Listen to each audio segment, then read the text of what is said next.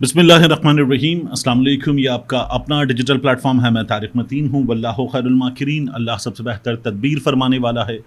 वही बचाएगा मेरे देश को बलाओं से, जो बारिश में शजर से घोंसला गिरने नहीं देता, क्योंकि उसकी तदबीर तमाम तदाबीर की इमाम है। अगस्त की 15 तारीख है। दो बहुत अहम खबरें हैं और उनसे जुड़ी कुछ मज़ीद खबरें हैं। इन तमाम चीज़ों की बात करेंगे और मैं आपके सामने कुछ मालूमात हासिल की हैं मैंने एक साबिक जर्नल, रिटायर्ड जर्नल उनसे और एक बहुत बड़े वकील से। ये जो मामला है जनरल फैज़ हमीद की सज़ा का मामला, इसके हवाले से बात करेंगे। और जो इमरान खान साहब की सियासत का मामला है, क्योंकि जनरल फैज़ हमीद के गिरफ़्तार हो जाने के बाद हमारे कुछ मखसूस सहाफ़ी, हमारे कुछ मखसूस सोशल मीडिया एक्टिविस्ट और हमारे कुछ मखसूस तज्ज़ियाकार मुसलसल एक बात कर रहे हैं। उनका ये कहना है कि इमरान खान की सियासत ख़त्म। तो जनरल फैज़ हमीद की गिरफ़्तारी के नतीजे में इस नुक्ते की भी बात करेंगे कि इमरान खान की सियासत में इस गिरफ़्तारी के बाद क्या बचा है। और दो नाम हैं, ये दो नाम जो हैं वो बहुत अहम हैं। आगे जाकर कुछ दिनों में इन नामों के हवाले से हमारे सामने बड़ी ख़बर आ सकती है, ये भी मैं आपके सामने रखूँगा। क्विकली शुरू करते हैं। इन अहम तरीन ख़बरों की तरफ मैं बाद में आऊँगा। पहले कराची में एक चैनल है, इसका हेड ऑफिस है, पूरे मुल्क में ऑफिसेज हैं लेकिन कराची में इनका हेड ऑफिस है GTV। ये जो GTV है, इस पर रऊफ़ कलासा साहब भी कुछ अर्सा पहले प्रोग्राम करते थे। मतीन हैदर साहब यहाँ पे होते हैं। बड़े अहम सहाफ़ी इसके साथ काम कर रहे हैं। और ये टियर 1 नहीं, टियर 2 भी नहीं, लेकिन टियर 3 का चैनल है। टियर 2 में आने के लिए इस वक्त इनकी मैनेजमेंट कोशिश कर रही है। इन्होंने अपनी मैनेजमेंट में रिसेंटली कुछ तब्दीलियाँ की हैं। इनके कराची के ब्यूरो चीफ हैं ज़िल्ले हैदर, ये जियो न्यूज़ में भी थे। उसके अलावा चैनल 24 के साथ भी ज़िल्ले हैदर ने काम किया है। कराची के एक अच्छे क्राइम रिपोर्टर के तौर पर जाने जाते हैं। इसके अलावा हर शख्स की कुछ शहरत होती है, कभी अच्छी कभी बुरी। कुछ चीज़ें इनके नाम के साथ, मुझे उनकी ऑथेंटिसिटी का नहीं पता, लेकिन कराची की रिपोर्टर्स मार्केट में इनके नाम के साथ कुछ चीज़ें मुतनाज़े भी जुड़ी हुई हैं। ज़िल्ले हैदर अब GTV कराची के ब्यूरो चीफ हैं। तो एक ख़बर सामने आई जो हमारी मार्केट की ख़बर थी, चैनल्स की और सहाफ़ियों की। तो मैंने उस ख़बर पर थोड़ी सी मालूमात हासिल की तो पता ये चला कि ज़िल्ले हैदर जो ब्यूरो चीफ हैं, उन्होंने अपने नए एग्जीक्यूटिव डायरेक्टर न्यूज़ को जान से मारने की धमकी दी है। जो नए एग्जीक्यूटिव डायरेक्टर न्यूज़ हैं वो, उनसे मेरी अच्छी दोस्ती है सादिक साहब से, तो मैंने उनसे भी मालूमात हासिल नहीं की। ज़िल्ले हैदर से भी कुछ ताल्लुक़ है। अतहर का जो वाक़या हुआ, जो मुज़ाहिरे हुए, उसके बाद चीज़ें हुई, तो ज़िल्ले हैदर से मुलाकात वगैरह ताल्लुक़ है। तो मैंने ज़िल्ले हैदर से भी इस सिलसिले में बात नहीं की। इस वाक़े के जो धमकी देने का मामला है, कुछ ऐनी शाहिद हैं, मैंने उनसे बात की। पता ये चला कि ज़िल्ले हैदर ने अपने बॉस को फ़ोन पर धमकी दी थी। दोबारा फ़ोन किया, बॉस ने फ़ोन स्पीकर पे डाल के कुछ लोगों को सुनवा भी दिया। माजरा ये है कि ज़िल्ले हैदर के बारे में चैनल के कुछ लोगों का कहना है कि वो न्यूज़ रूम ब्यूरो चीफ़ हैं, लेकिन न्यूज़ रूम तो बॉस चलाएगा। वो न्यूज़ रूम अपनी मर्ज़ी से चलाना चाहते हैं, ख़बरें अपनी मर्ज़ी से चलवाना चाहते हैं और अपनी अथॉरिटी उन्होंने जितनी है उससे ज़्यादा असर्ट करने की कोशिश की है। बॉस ने रोका, उन्होंने बॉस को गालियाँ गलोच की और ऐनी शाहिद भी बताते हैं कि हमने सुनी और बॉस को मारने की धमकी भी दी। फिर उसके बाद दफ्तर आकर भी धमकी दी। कराची के सहाफ़ियों में ये मामला उठा और अब चैनल की मैनेजमेंट इस सिलसिले में ज़िल्ले हैदर को शायद एक लास्ट चांस दे रही है कि वो रुजू करें और अपना बिहेवियर ठीक करें, वरना उसके बाद वो इस सिलसिले में फ़ैसला करेंगे। तो दोनों से मेरा कुछ ताल्लुक़ है, सादिक से ज़रा ज़्यादा ताल्लुक़ है। मैंने इस पूरे मामले में सादिक साहब से, ज़िल्ले हैदर साहब से किसी से बात नहीं की, कुछ ऐनी शाहिदीन से बात की। ये ख़बर मुझे आपके सामने रखनी थी। कराची की चैनल्स मार्केट में बड़ी ख़बर है। इसके अलावा हमारे सामने ख़बर आई थी कि अडियाला जेल के डेप्यूटी सुपरिटेंडेंट वो गिरफ़्तार हुए। अब उसके बाद एक और ऑफिसर हैं बिलाल, उनके भी गिरफ़्तार होने की ख़बरें आ गई हैं और दोनों एक ही नौयत के इल्ज़ामात का सामना कर रहे हैं। कुछ सहाफ़ी ये बताते हैं कि जो इल्ज़ामात हैं कि इमरान खान की सहूलतकारी कर रहे थे, ये इल्ज़ामात दुरुस्त नहीं है। ये तो इमरान खान साहब से अदालत में, जो जेल में अदालत लगती है, उसमें बाकायदा बदतमीज़ी भी कर चुके हैं। इमरान खान के लिए उन्होंने मुश्किलात पैदा की हैं, सहूलतकारी ये नहीं कर रहे थे। ये सहाफ़ियों का कहना है। हुक्काम का कहना है कि ये सहूलतकारी कर रहे थे। तो ये लोग भी, इनका मुकदमा चलेगा और अपना केस लड़ सकेंगे, क्योंकि अगर इस केस के नतीजे में इनको सज़ा होती है तो मामला सीरियस है। ख्वाजा आसिफ साहब ये कह रहे हैं कि 9 मई के रोज़ जनरल फैज़ हमीद ने पाकिस्तान तहरीक इंसाफ के लोगों को जगहों की निशानदही की थी कि इस जगह, इस जगह, इस जगह آپ جا سکتے ہیں، ان جگہوں پر جا کر احتجاج کر سکتے ہیں، توڑ پھوڑ جلاؤ گھراؤ ان جگہوں پر کر سکتے ہیں. یہ خواجہ آصف صاحب کا دعویٰ ہے کہ جنرل فیض حمید نے کیا تھا. انہوں نے مختلف ٹیلی ویژن چینلز پر یہ بات کی ہے.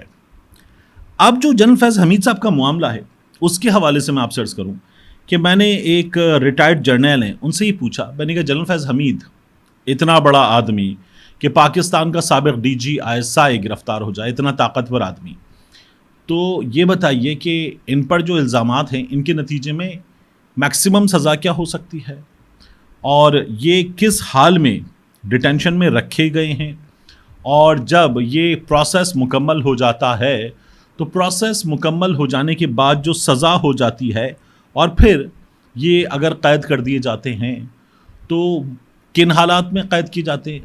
ہم نے عام لوگوں کی جیل دیکھی ہے، خاصی بری ہوتی ہے، تو ان کی جیل کیسی ہوتی ہے. اور میں نے ان سے ایک سوال اور بھی کیا، میں نے کہا میکسیمم جنرل فیض حمید صاحب کو سزا کیا ہو سکتی ہے.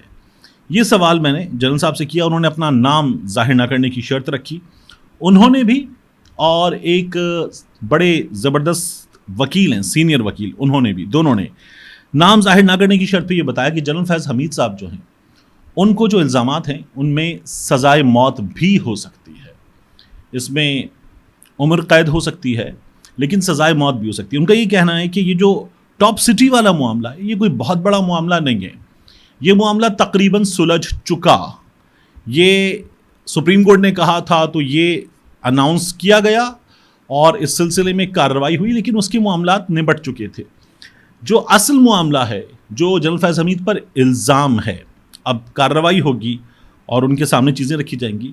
وہ معاملہ 9 مئی سے جڑا بھی کم ہے، لیکن اس سے بڑا وہ افواج پاکستان پر حملے کا الزام اور army chief general Asim Munir ان کے عہدے پر، آرمی چیف پر حملے کا الزام ہے.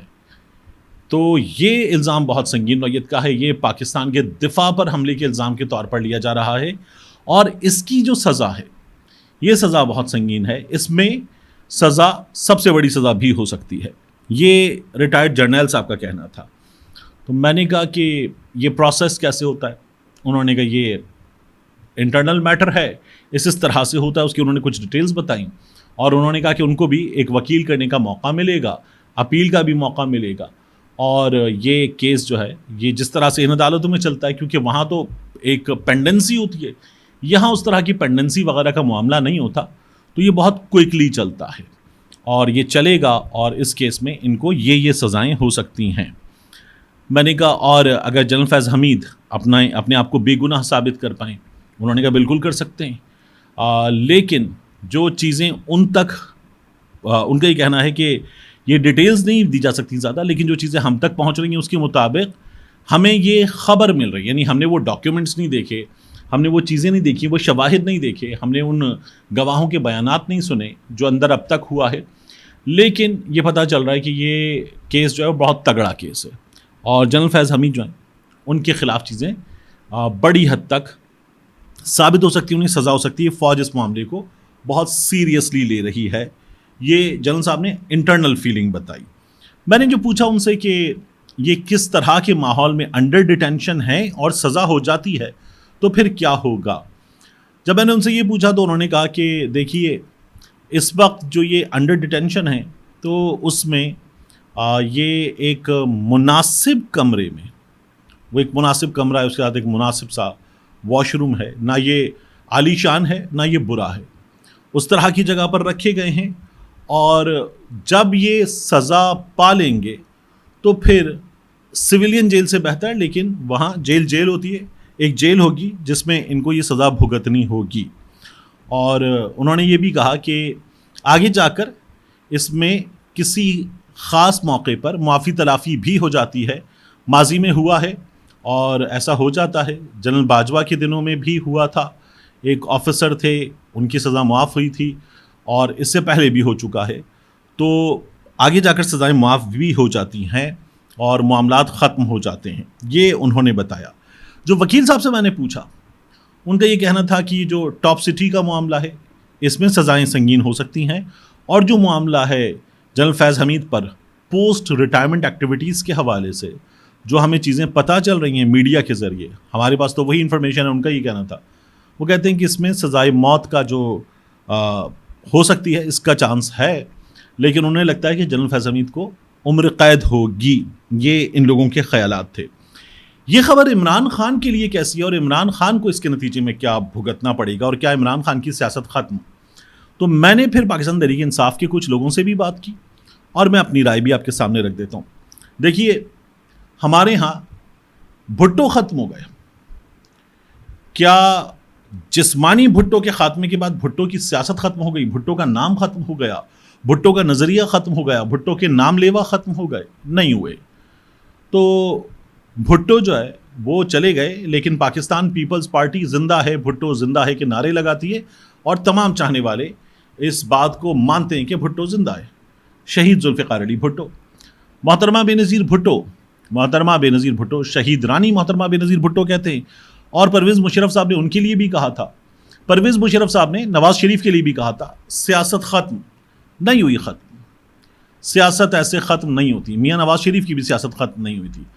اور میاں نواز شریف صاحب جو ہیں وہ پھر بعد میں واپس آ کر وزیر اعظم بھی بنے. محترمہ بے نظیر بھٹو نے ہی ہاتھ پکڑا تھا، واپس معاہدہ کرنے تک لائیں تھیں. میاں نواز شریف نے گو کے بعد میں کالا کوٹ پہن لیا تھا. خود پاکستان پیپلز پارٹی کو بھی میاں نواز شریف نے سیاسی دھوکہ دے دیا تھا اور اس کے بعد دونوں باہم شیر و شکر ہو گئے. یہ جو نقطہ ہے نا کہ دونوں باہم شیر و شکر ہو گئے، یہ ان کی سیاست کے خاتمے کی وجہ بنا. جو 2018 میں ہوا اس میں بھی ان کا کباڑا نہ ہوتا، لیکن اس کے بعد یہ جو انہوں نے مل کے حکومت بنا لی، سب مل گئے اور عمران خان کی بات ثابت ہو گئی کہ یہ تمام ایک ہو جائیں گے، تو یہ سیاسی طور پہ ختم ہوتے چلے گئے. اور عمران خان اپنی اس بات کے بعد سیاسی طور پہ بڑا ہوتا چلا گیا. پھر اس کے بعد الیکشن سے پہلے انہوں نے پھر تم چور تم چور، تم ناکارہ تم ناکارہ، تم نااہل تم نااہل کیا تھا. مگر اس کے بعد ان لوگوں نے پھر گلے مل کر حکومت بنا لی. اور یہ پتہ ہے سب کو کہ اسٹیبلشمنٹ سے میاں نواز شریف نے ہاتھ ملا لیا. اور انکل فیض سلیمان شہباز کہتے تھے جب یہ تمام باتیں ہمارے سامنے ہیں تو ان لوگوں کی سیاست لوگوں کی نظروں میں مٹی ہو گئی، اور عمران خان نے جس مٹی کو چھوا وہ مٹی بھی سونا ہو گئی. تو کیا ان تمام چیزوں کے نتیجے میں عمران خان کی سیاست ختم؟ عمران خان کی سیاست ختم یہ بہت مشکل بات ہے. اس کے لیے دو چیزیں ضروری ہیں. عمران خان کی سیاست کے ختم ہونے کے لیے دو چیزیں بہت ضروری ہیں. ایک، عمران خان کو حکومت ملے، عمران خان کی حکومت چلے اور اپنی مدت پوری کرے اور عمران خان ڈیلیور نہ کر پائے تو لوگ کہیں گے ٹھیک ہے یہ ڈیلیور نہیں کر سکا، اس کو پورا چانس مل گیا، پورا فیئر چانس مل گیا، اس کے خلاف کوئی سازش وغیرہ نہیں ہوئی اور اس کے باوجود پورے فیئر چانس میں یہ ڈیلیور نہیں کر سکا تو عمران خان کی سیاست کمزور. اور اگر عمران خان اپنا موقف بدل لے، اسٹیبلشمنٹ سے ڈیل کر لے، اور عمران خان اسٹیبلشمنٹ سے ڈیل کر کے عمران خان بالکل پیچھے ہو کر سکون سے اسٹیبلشمنٹ کی مدد سے اقتدار میں آ جائے تو عمران خان کی سیاست ختم، بالکل ختم. پھر عمران خان کی سیاست کمزور نہیں، ختم. تو یہ عمران خان کی سیاست کے خاتمے کا فارمولہ ہے. کیا جنرل فیض حمید کے گرفتار ہونے سے، پولیس والوں کے گرفتار ہونے سے عمران خان کا سیاسی کردار ختم، عمران خان کی سزائیں؟ تو نہیں. عمران خان پر اتنے بڑے بڑے کیس ڈالے گئے، وہ کیسز بھی ختم ہو گئے. تو یاد رکھیے گا کہ عمران خان پر جنرل فیض حمید کے معاملے میں بھی چیزیں ثابت ہو، یہ ابھی ہمارے سامنے بہت دور کی باتیں ہیں. میں نے آپ سے عرض کیا تھا کہ دو نام اور ہیں. یہ جو دو نام ہیں ان کے حوالے سے ایک بات یاد رکھیے گا کہ یہ نہ تو سیاسی نام ہے نہ یہ عسکری نام ہے. یہ دو نام آگے جا کر اس تمام کہانی میں بہت اہم نام ثابت ہو سکتے ہیں اور کسی وقت پہ یہ دو نام سامنے اچانک آ سکتے ہیں. کسی وقت پہ یہ دو نام سامنے اچانک آ سکتے ہیں. میں آپ کو اس وقت ایک ہنٹ دے سکتا ہوں، میں یہ دونوں نام آپ کو ابھی نہیں بتا سکتا. ایک ہنٹ ہے ماشاء اللہ اور ایک ہنٹ ہے سبحان اللہ واللہ. یہ دو ہنٹس ہیں، ماشاء اللہ، سبحان اللہ واللہ. جب یہ دونوں نام سامنے آ جائیں گے تو میں یہ دونوں ہنٹس آپ کے سامنے ڈی کوڈ کر دوں گا اور آپ کہیں گے کہ یہ ہو چکا. ملتے ہیں انشاءاللہ آپ سے اگلی ویڈیو میں.